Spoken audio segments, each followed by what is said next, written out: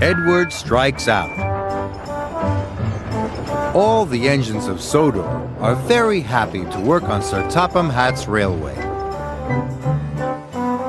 Edward has worked on the railway the longest. He knows everyone, and everyone knows him. One summer morning, Edward arrived at the docks. He had to pick up some heavy pipes. Gordon and Thomas were already there. Thomas was very excited. A new crane had just arrived on the island. "He looks so strong," puffed Thomas. "I'm sure he could even lift you up, Gordon," he chuckled. Gordon didn't think this was funny, and Thomas chuffed away. "That crane might be big," Gordon sniffed, "but he has no engine. He can't move unless another engine pulls him."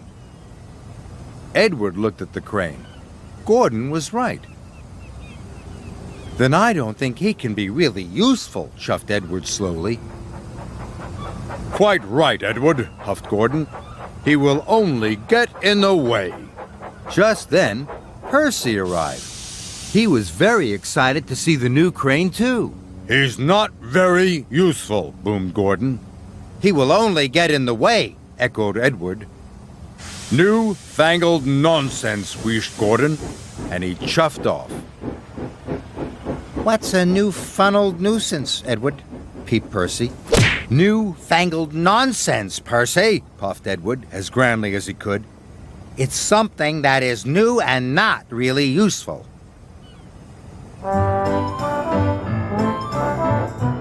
Edward's freight cars were right next to the new crane.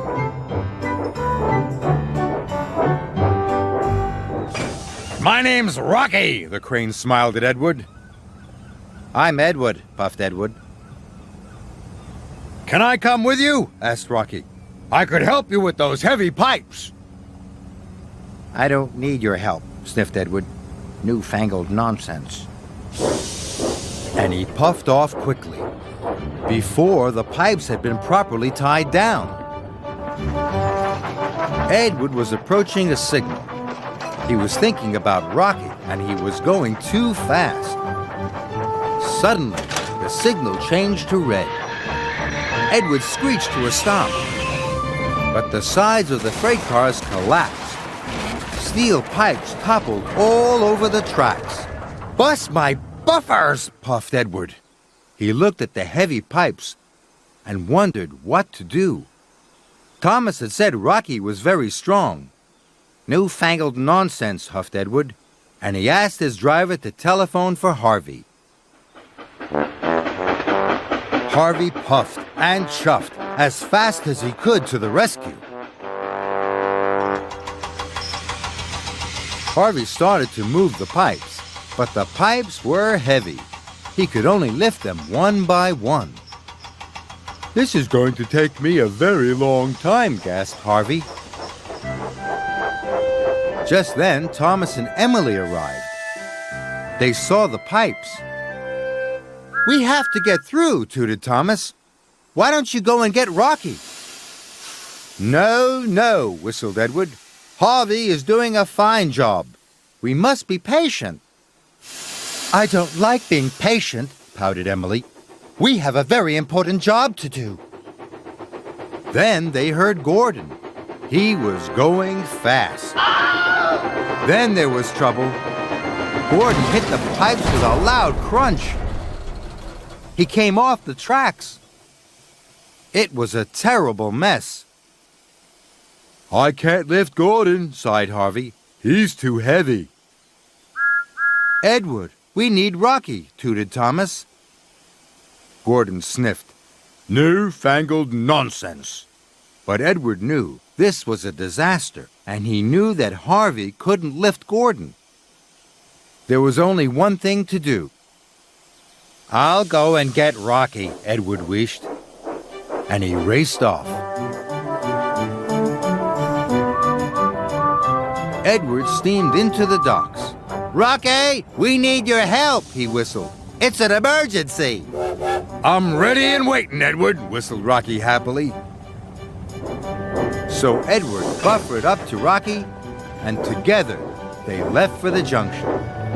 Go get him, Edward!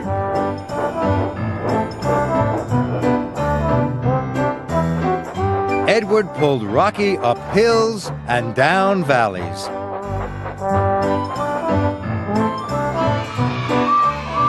Everyone cheered and waved at them. Edward felt very proud to be pulling the newest arrival on Sodor.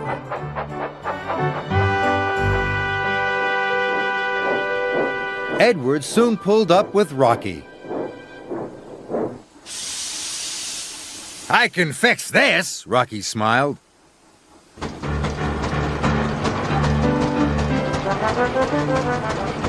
And with his mighty crane arm, Rocky lifted Gordon back onto the track.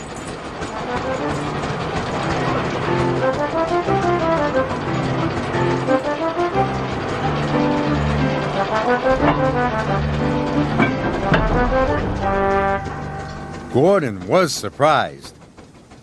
Thank you, Rocky, he huffed. Good work. Then Rocky lifted all the pipes off the rails. The job was done in no time. Gordon and Edward were very impressed. I was silly to think you were newfangled nonsense, wheezed Edward to Rocky. You might be new, but you're also really useful. Welcome to our island.